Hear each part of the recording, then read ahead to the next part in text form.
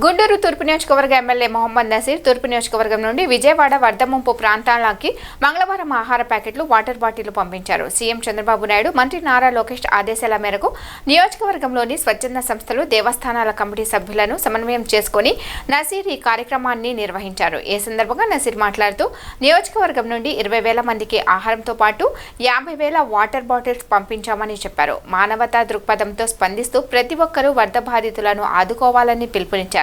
Party నాయకులు కార్యకర్తలు ఈ కార్యక్రమంలో పాల్గొన్నారు.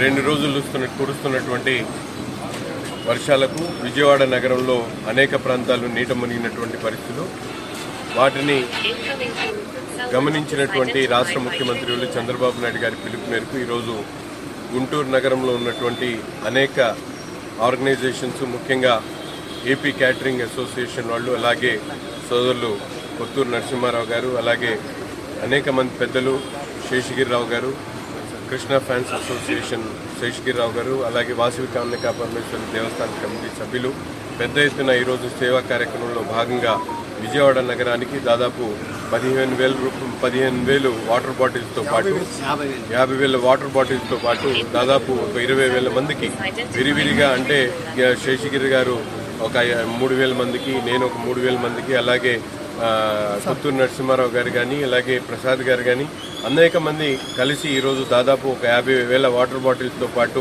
ఒక 20,000 మందికి ఆహార పొట్లాలను అందించేటువంటి కార్యక్రమానికి శ్రీకారం చుట్టడం జరిగింది.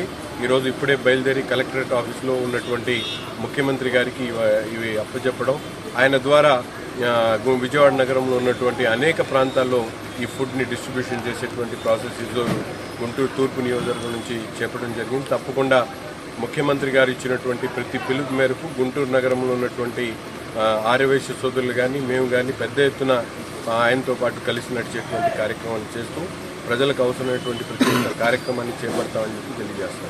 జై వాసవి.